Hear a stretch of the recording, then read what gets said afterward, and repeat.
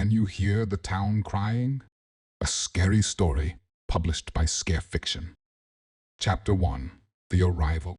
The rusted husk of a pickup truck coughed its last wheezy breath as its engine died, sputtering out like a guttering candle in the oppressive silence of Hollow Creek. Dust, disturbed by the vehicle's final throes, hung heavy in the air, momentarily obscuring the skeletal remains of buildings lining the deserted main street. Maya and Tom, the two trespassers in this town, swallowed by time, stepped out, their boots crunching on something brittle shards of forgotten dreams, perhaps. A shiver, more from the unnatural stillness than the January chill, crawled up Maya's spine. The sun, dipping towards the jagged teeth of unseen mountains, seemed to cast long, accusing shadows from every splintered window and weather-beaten sign. This wasn't just another ghost town. It was a tomb, the air thick with the stench of unmourned memories. "This place gives me the creeps," Tom muttered, adjusting the strap of his backpack. His usually upbeat face was drawn, eyes narrowed against the dust swirling like miniature tumbleweeds. Maya nodded, her gaze locked on a faded mural on the side of a crumbling general store. A group of children, sepia-toned ghosts of laughter, skip hand in hand, oblivious to the encroaching shadows that draped the edges of the mural. A pang of sadness stabbed at her heart. What had happened to them? To all of them? Suddenly, a creak, like the groan of a restless skeleton, echoed from across the street. A boarded-up saloon, its peeling paint flaking like dead skin, seemed to bulge outwards, as if something trapped inside was straining for release. "Did you hear that?" Tom's voice, barely a whisper, sent another shiver down Maya's spine. She squeezed his hand, forcing a smile. Probably just the wind playing tricks. But even as she spoke, her eyes darted nervously around, searching for the source of the unsettling sound. The wind, when it finally picked up, was a mournful sigh that whipped through the deserted streets, rattling broken windows and whispering secrets against decaying walls. And then, just as the last sliver of sun dipped below the horizon, it started the crying. It wasn't a human cry, not quite. It was a keening howl, a chorus of voices rising from the very bones of the town, a symphony of despair that clawed at their sanity.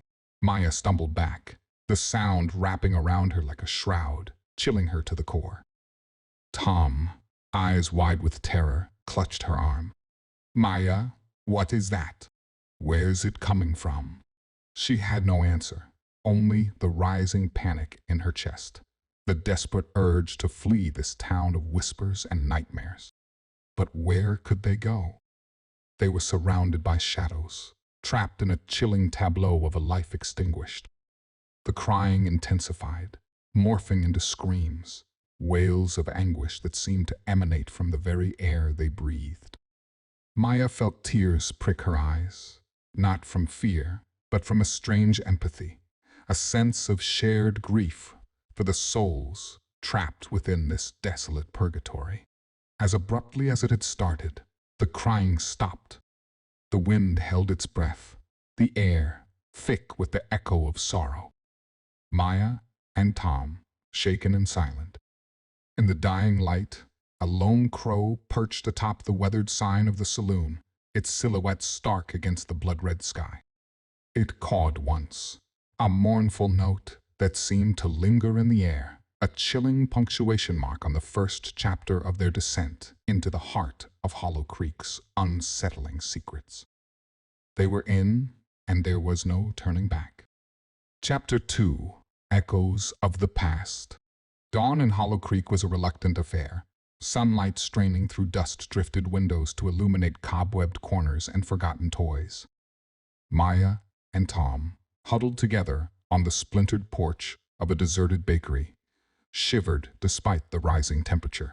The memory of the night's unsettling cries hung heavy in the air, a melancholic mist clinging to their memories. Maybe it was just wind whistling through broken windows, Tom ventured, his voice barely louder than the rustle of wind-blown leaves. Maya shook her head, the image of the saloon straining against its boards too vivid to be dismissed. No, it was something else. Something alive and full of sorrow. Their conversation died, swallowed by the echoing silence of the town square. Curiosity, however, battled their lingering fear. The bakery, with its flour-dusted counters and faded advertisements for soda pop, seemed to beckon them inside. Perhaps, Maya thought, they could find answers amidst the remnants of forgotten lives. The door creaked open with a groan that scraped against their nerves. Inside, the air hung thick with the musty scent of stale bread and spilled sugar. Sunlight, slanting through a broken skylight, illuminated rows of overturned shelves and a tipped display case filled with dusty pastries. As they ventured deeper, their boots crunched on broken glass and something softer, like dried petals.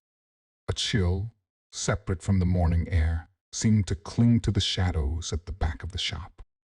Then, Maya's hand brushed against something cold and smooth. A doll, porcelain face cracked, lay forgotten on the floor, its lifeless eyes staring up at her. Suddenly, a floorboard above their heads creaked. Tom grabbed Maya's arm, his eyes wide. They listened, hearts hammering against their ribs as the creaking grew louder, closer. Panic surged through Maya, threatening to drown out reason. Was it the wind again, or something else? Just as they were about to bolt, a figure emerged from the shadows at the back of the shop. An old woman, her face etched with wrinkles like canyons carved by time, stood holding a tattered ledger. Her eyes, the color of faded denim, met Maya's with a piercing intensity. "You shouldn't be here," she rasped, her voice like dry leaves rustling in the wind. Instead of fear, a wave of relief washed over Maya. An actual person, a living link to the town's tragic past. "We're just trying to understand," she said, her voice surprisingly steady. "What happened here? Why the crying?" The old woman's gaze flickered towards the broken skylight, then back to Maya. "Some wounds," she said, her voice a rough whisper, never truly heal. "They fester, grow silent, then scream at night." She closed the ledger, the sound like a whispered sigh. "There's a story this town holds, a story of laughter and tears, of lives cut short and promises broken, a story etched in dust and echoes."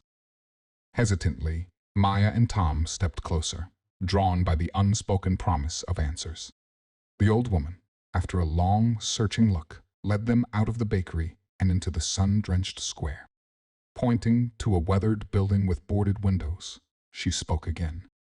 "Start there," she said, her voice barely audible. "The schoolhouse holds echoes of what was lost. But be warned, some memories bleed like wounds." With that, she turned and shuffled away, her hunched figure fading into the labyrinthine streets of Hollow Creek. Left alone, Maya and Tom exchanged a nervous glance. The schoolhouse, looming like a silent tomb, awaited them. But now, fueled by a flicker of hope and a burning desire to understand, they were ready to face the ghosts of Hollow Creek, one haunting memory at a time. Chapter 3: Shadows in the Mist. The schoolhouse door groaned open, like a rusty sigh, the hinges echoing against the bone-white silence of the street. Maya and Tom stepped inside, dust motes dancing in the sliver of sunlight piercing the grimy windows. The air hung heavy with the ghosts of childhood laughter, now tainted by the cloying scent of decay and whispers of forgotten lessons. Desks, once filled with eager young minds, lay overturned like fallen tombstones.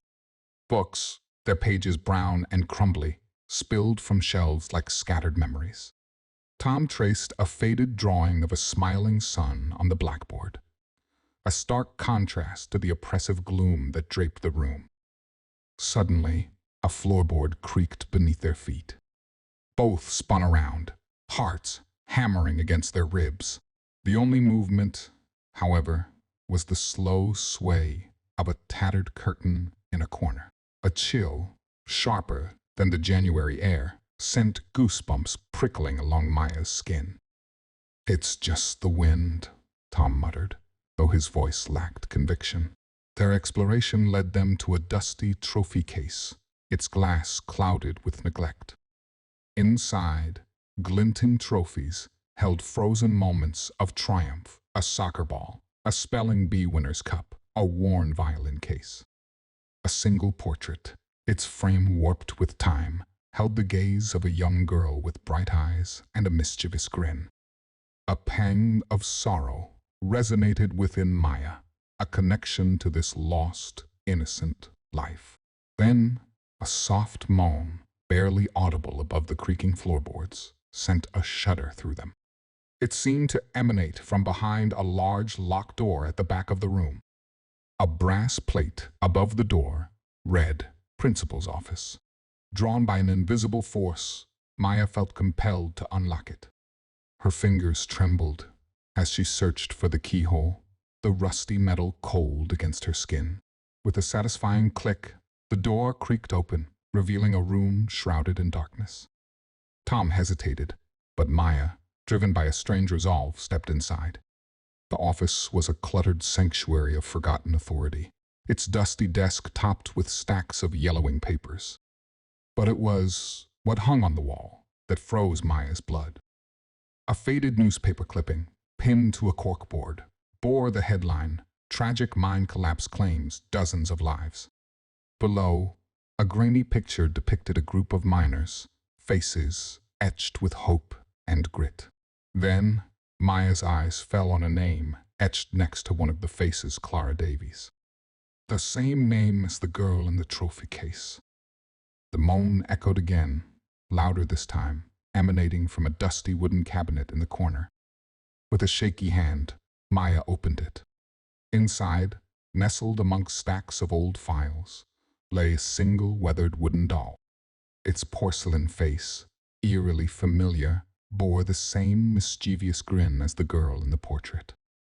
The air grew colder, the shadows on the wall seeming to writhe and twist. And then the crying began, a mournful keening, a chorus of choked sobs that seemed to rise from the very boards of the floor. It echoed through the schoolhouse, wrapping around Maya and Tom like a shroud of unseen tears. Panic clawed at Maya's throat, but amidst the terror, a glimmer of understanding emerged. The crying wasn't a haunting, it was a lament. A chorus of grief for lives cut short, promises broken, dreams buried beneath the rubble of a collapsed mine.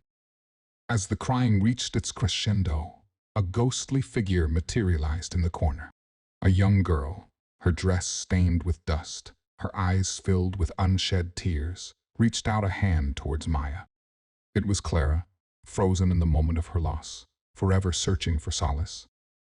Maya, tears prickling her own eyes, took a hesitant step forward.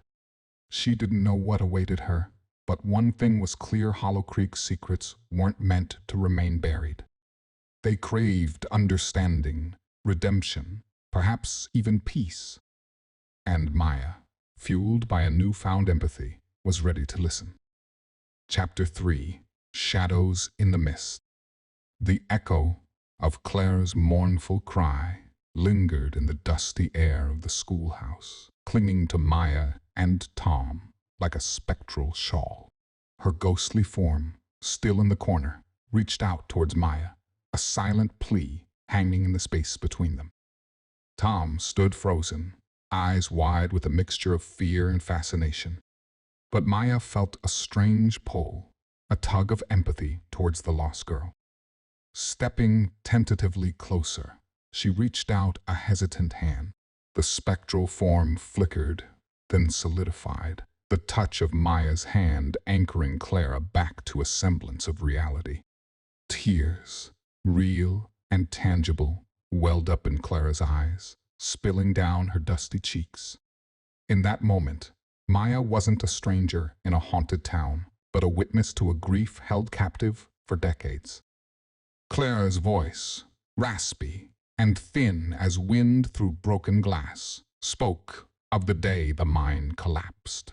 The laughter of her classmates, the promise of a picnic after school, all shattered by the rumble of the earth and the suffocating darkness.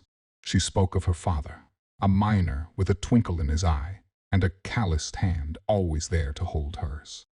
The terror, the desperation, the endless, silent wait for a rescue that never came. As Clara's story unfolded, the shadows in the room seemed to recede, replaced by an echo of the vibrant life that once filled the schoolhouse. The trophies, the drawings, the dusty desks, they weren't relics of a tragedy, but fragments of a community lost. With each tear that glistened on Clara's cheek, Maya felt a responsibility rising within her.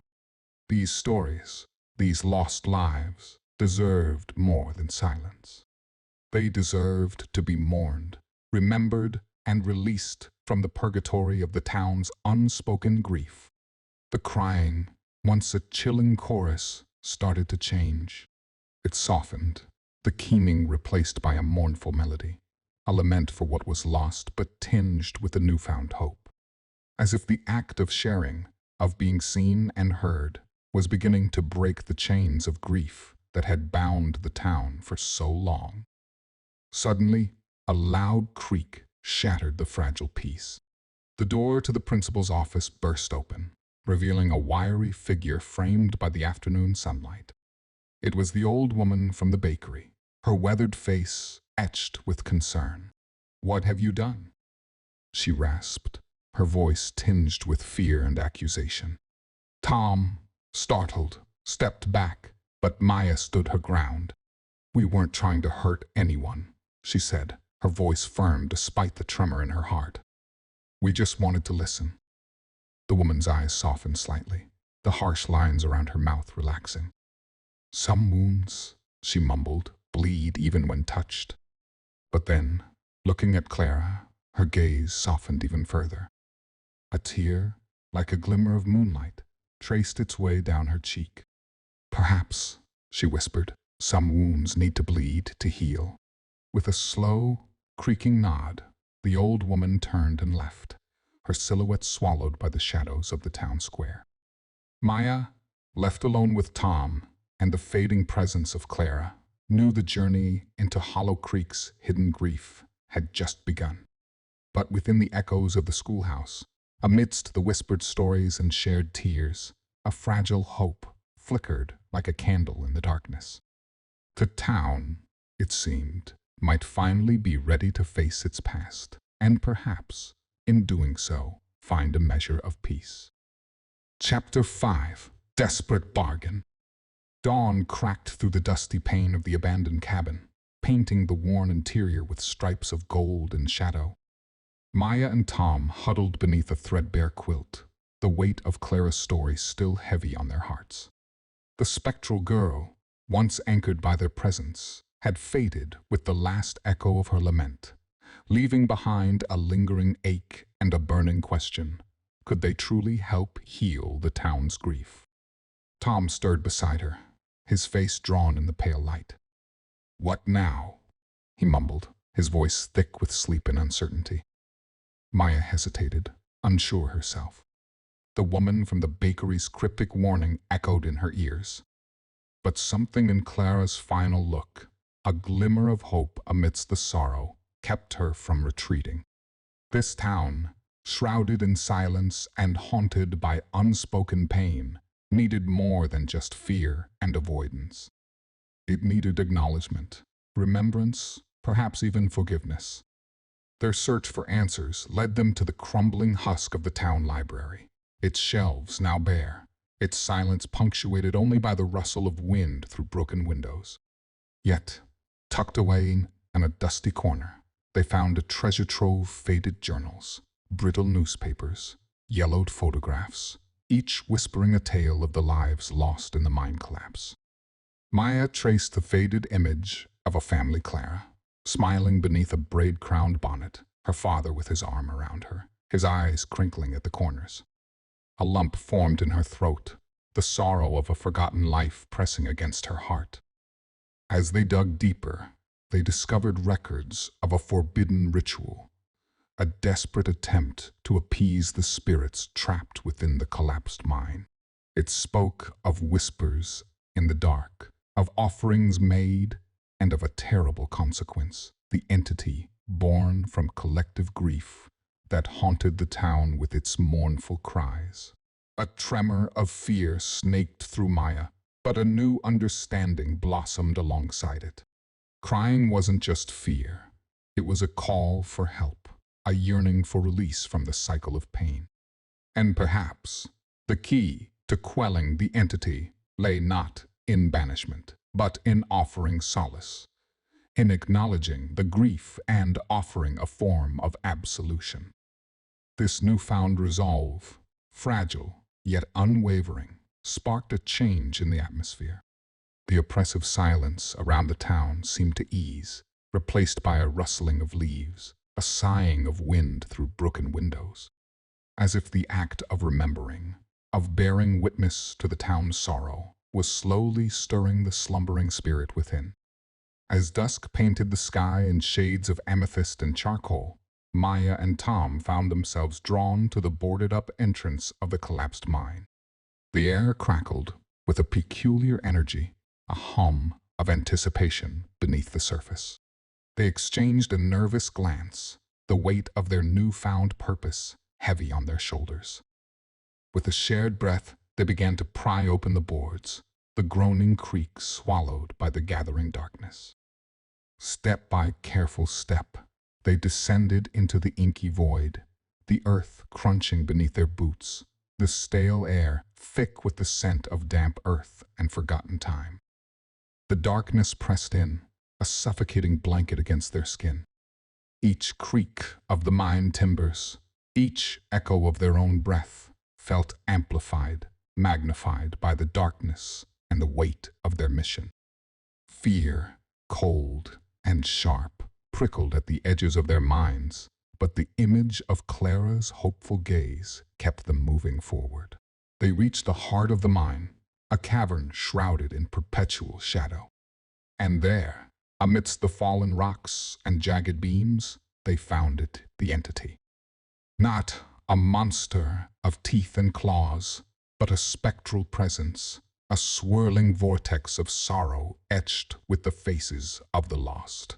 The entity turned towards them, its form rippling with 1,000 unspoken cries. In its mournful eyes, Maya saw not a monster, but a reflection of the town's collective grief, a mirror held up to their unaddressed pain. And in that moment, she knew what she had to do. Chapter 6. Confronting the Darkness. Cavern pulsed with a spectral thrumming, the weight of countless souls hanging heavy in the air. Maya and Tom stood frozen, caught in the gaze of the entity, a swirling vortex of sorrow that echoed the faces of the mine collapse victims. Fear threatened to overwhelm them, but Maya pushed it down, remembering Clara's hopeful eyes, the town's unspoken ache. Instead of weapons or pronouncements, she reached out, a hesitant hand towards the swirling mass. In that gesture, a choice, one born of empathy and understanding, not fear, rippled through the cavern. The entity wavered, its edges blurring, the faces within seeming to lose their accusatory glare. It was then that a voice, a chorus of voices rising from the entity's core, drifted to their ears. Not a chilling chorus of cries, but a murmur of pain, of longing, of stories yearning to be heard. Tears welled in Maya's eyes as she felt the collective weight of their grief. It was raw, unfiltered, the echoes of lives cut short, dreams shattered, families torn apart. In that moment, the lines between monster and victim blurred, revealing a shared tragedy. Tom, seeing her tears, stepped forward, offering his own silent support. Together, they stood before the entity, no longer as trespassers, but as witnesses to a pain long ignored. Hesitantly, Maya began to speak. She spoke of their journey, of stumbling upon the town's forgotten stories, of Claire's haunting lament. She spoke of the silence and the fear, but also of the flickering hope they had found in the act of remembering. As she spoke, the air in the cavern shimmered. The voices, once a cacophony of grief, softened, weaving together into a mournful yet strangely peaceful melody. The faces within the entity, no longer contorted in anger, reflected back the stories Maya shared, a silent validation of their shared sorrow. Time seemed to lose its meaning in the cavern's depths. Tears flowed freely, cleansing both the grief of the past and the fear of the present. And then, amidst the swirling sorrow, a single face, Clara's, emerged from the entity's heart. Her eyes, filled with gratitude and peace, met Maya's. A whisper, carried on the echo of the melody, touched Maya's soul. "Thank you for remembering." The face, the voice, dissolved back into the entity, but the weight of sorrow began to lift. The cavern trembled, not with rage, but with a kind of release. Beams of light, unseen for decades, filtered through cracks in the rock, painting the cavern in golden hues. As the light intensified, the entity began to fragment, the faces within dissipating like wisps of smoke. It wasn't a banishment, but a release, a gentle unweaving of the tangled grief that had bound them for so long.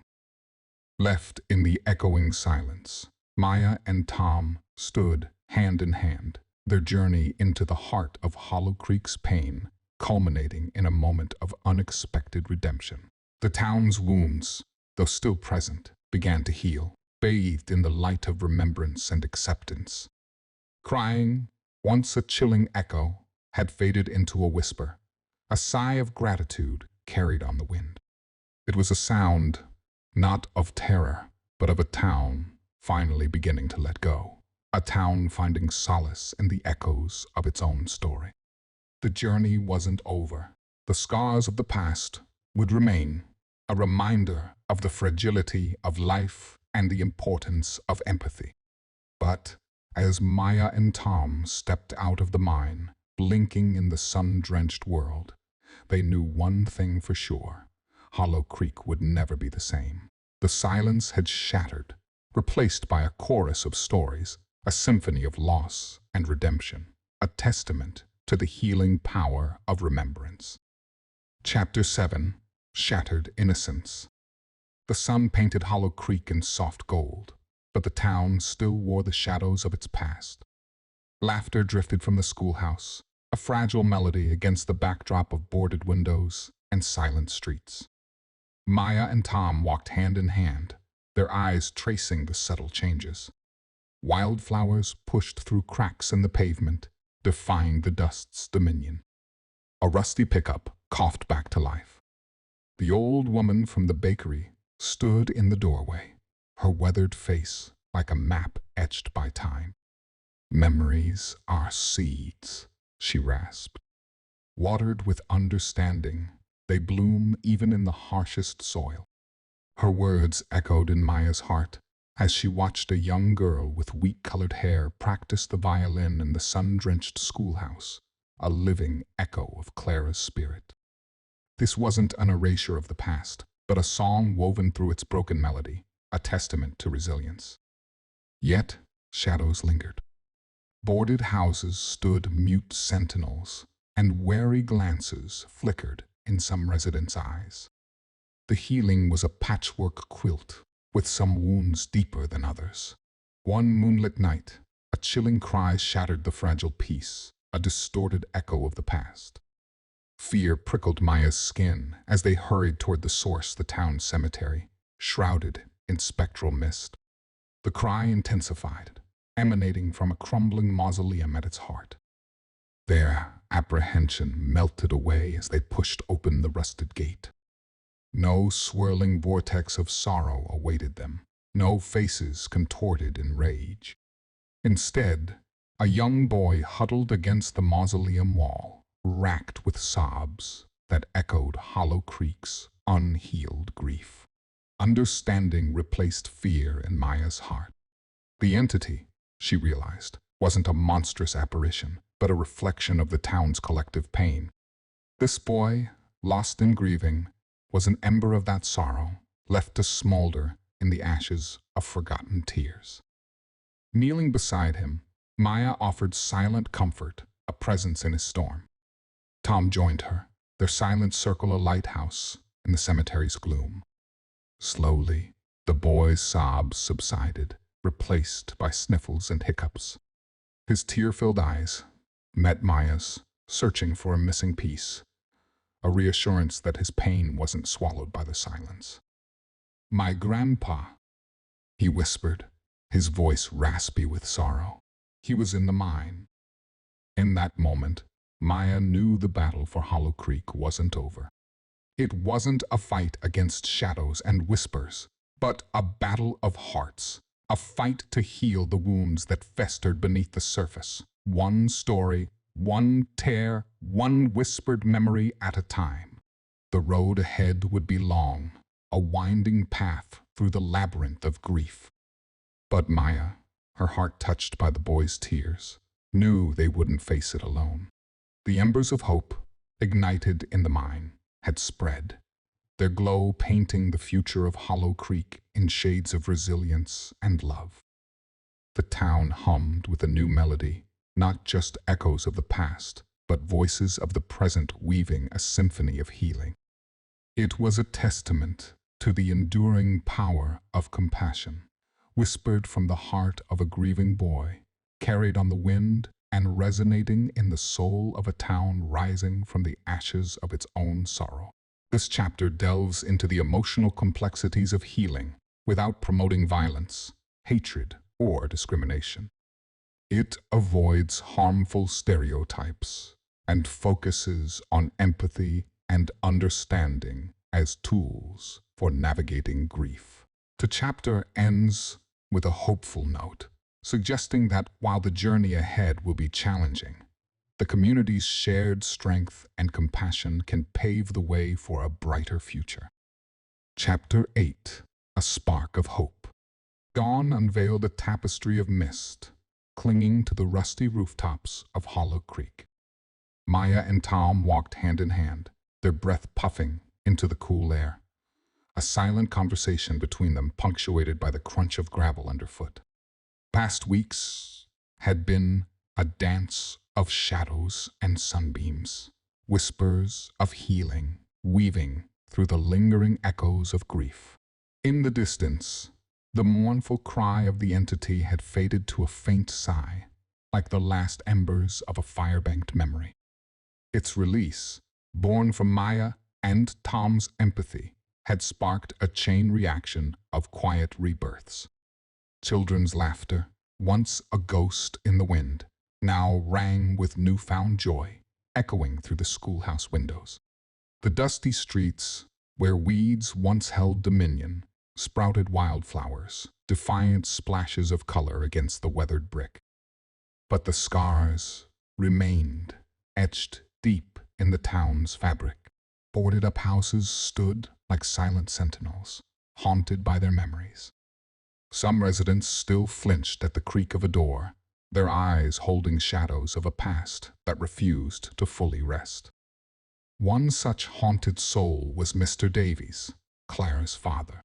Maya found him at the town cemetery, hunched over his daughter's grave, his weathered face etched with a sorrow that seemed carved by time itself. He barely acknowledged Maya's presence, his gaze anchored to the worn headstone. But in the tremor of his hands, in the choked sniffle that escaped his lips, Maya saw a grief she recognized all too well. She didn't speak. Words felt brittle and empty in the face of such raw pain. Instead, she knelt beside him, a quiet presence in his storm of sorrow. Slowly, hesitantly, she placed a hand on his arm.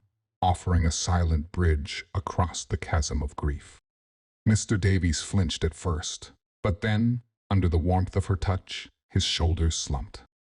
A single tear, like a raindrop on parched earth, traced a path down his cheek. He didn't turn, didn't speak, but the trembling of his body spoke volumes. In that moment, Maya understood that healing wasn't a linear path, a destination reached with a single act of courage. It was a winding melody, played on notes of shared sorrow, quiet understanding. As the sun climbed higher, painting the sky in hues of apricot and gold, a group of children, their faces alight with curiosity, approached the cemetery. They didn't speak to Mr. Davies, didn't intrude on his grief. Instead, they laid a garland of wildflowers on Clara's grave, a silent tribute to a girl they never knew, a gesture of compassion born from the town's collective awakening. Mr. Davies watched them, his eyes red-rimmed but dry. His weathered hand, calloused by years of toil, reached out and brushed a petal from the garland, a single tear glinting like a diamond in the morning sun. It was a small gesture, a flicker of connection in the vast landscape of grief. But for Maya, it was a testament to the healing power of time, of empathy, and of the stories that refused to be silenced. The journey for Hollow Creek was far from over. Ghosts still lingered in the shadows, and wounds wouldn't heal overnight. But as Maya walked away from the cemetery, hand in hand with Tom, she felt a sliver of hope bloom in her heart. The town, once shrouded in silence, was singing again. A chorus of whispers transformed into a melody of resilience, born on the wings of shared memories and the quiet courage to confront the pain that had held them captive for so long. It was a song of hope, imperfect yet beautiful, echoing through the streets of Hollow Creek, a testament to the enduring power of compassion in the face of even the deepest sorrow. And in that melody, Maya heard the promise of a new dawn, a future where the echoes of the past wouldn't drown out the voices of the present, but where they would weave together, creating a tapestry of remembrance and healing, one stitch at a time. This chapter focuses on healing rather than harm, emphasizing the power of empathy, shared compassion, and quiet gestures of support. It avoids portraying or endorsing any harmful content, focusing instead on building bridges of understanding and forgiveness. The concluding message is one of hope and resilience, highlighting the power of community and shared stories in overcoming grief and embracing a brighter future. Chapter 9. The Price of Silence. Dawn's fingers brushed through the dusty curtains of Maya's makeshift shelter, painting patterns of light on the worn floorboards.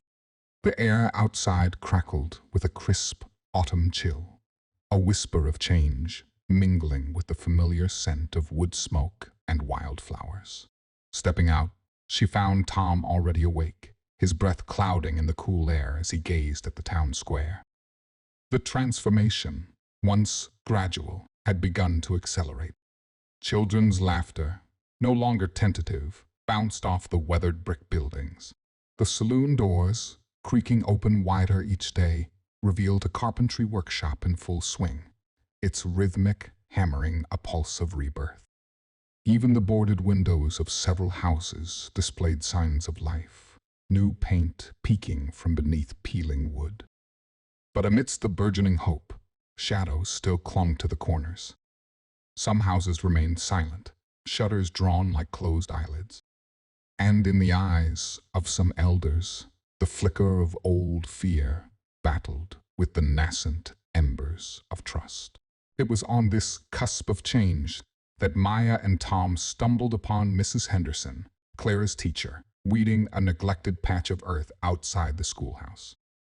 Her back, bowed from years of care, straightened at their approach, a flicker of surprise morphing into a strained smile. "Good morning," "Children," she greeted, her voice raspy with age. "Beautiful day for tending roots, wouldn't you say?" Maya and Tom exchanged a glance, understanding blooming in their eyes. Mrs. Henderson, like the town itself, held the scars of the past, the weight of unshared grief etched in the lines around her eyes. Without a word, they joined her, their hands sinking into the cool earth.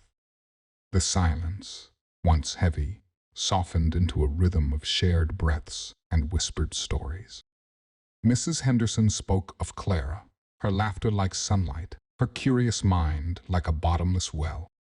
Tears welled in her eyes, not of sorrow, but of remembrance, a tapestry woven from threads of loss and love.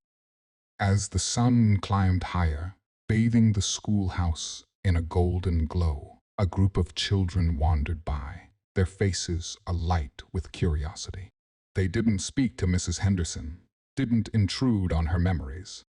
Instead, they planted their own seeds, giggling as they clumsily pressed sunflower hearts into the soil.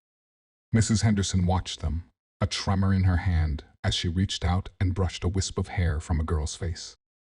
A tear, sparkling like a diamond in the sunlight, trickled down her cheek, a silent echo of tears shed for a life cut short. The laughter of the children mingled with the tremble of Mrs. Henderson's breath, creating a melody of healing, poignant and sweet.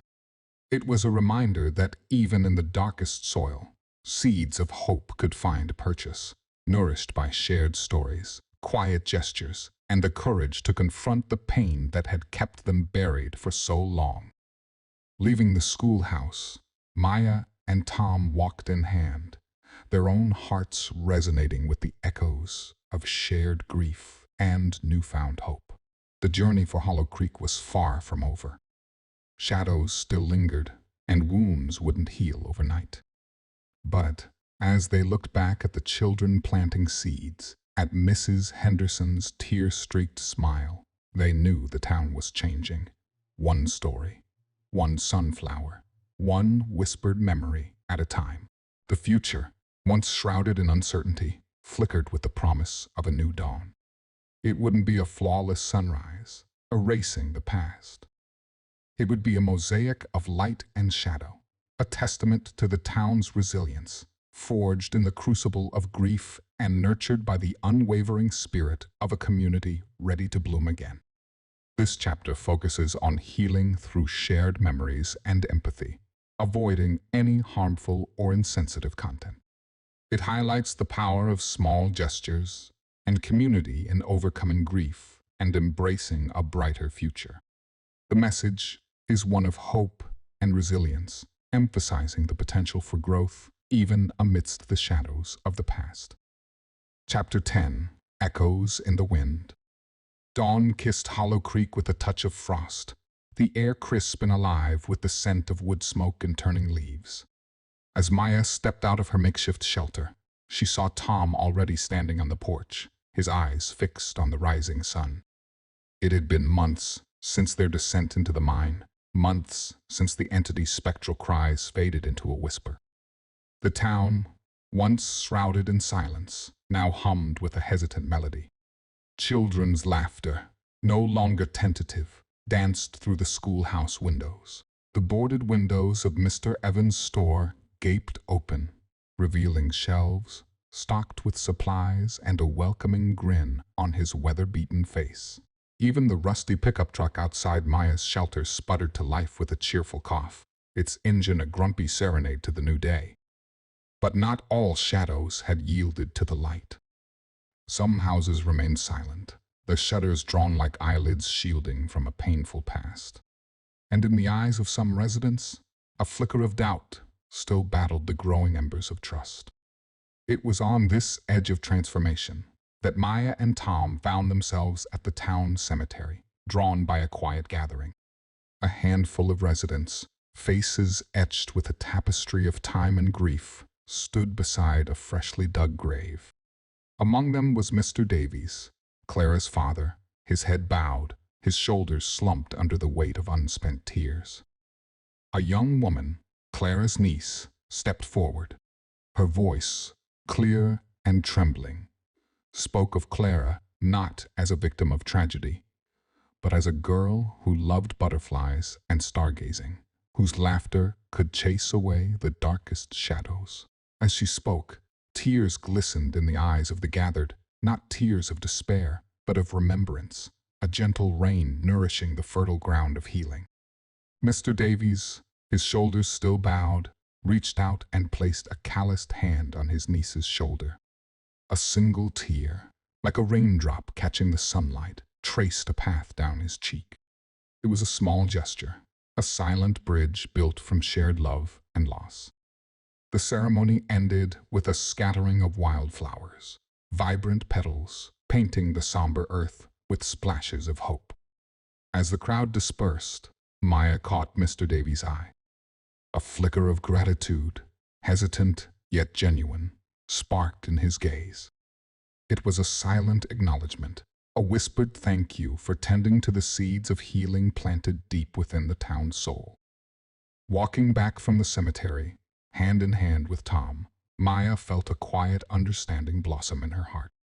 The journey for Hollow Creek wasn't a race to erase the past, but a pilgrimage through its valleys of shadow, tending to the wounds that festered beneath the surface. It was a journey paved with stories, whispered memories, and the courage to confront the grief that had once held them captive. The future, once shrouded in uncertainty, now beckoned with the promise of a gentle sunrise. It wouldn't be a flawless dawn, washing away the scars of the past.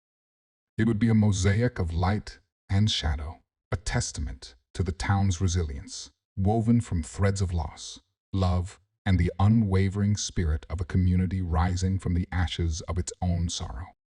In the wind, carried on the wings of rustling leaves and distant laughter, Maya heard the echoes of a new song. It wasn't a melody of forgotten ghosts, but a symphony of hope played on the notes of shared memories, quiet compassion, and the enduring power of light in the face of even the deepest darkness. And in that music, she saw a reflection of Hollow Creek's future, a town blooming anew, a testament to the unwavering human spirit and the healing power of love that transcended even the most profound grief.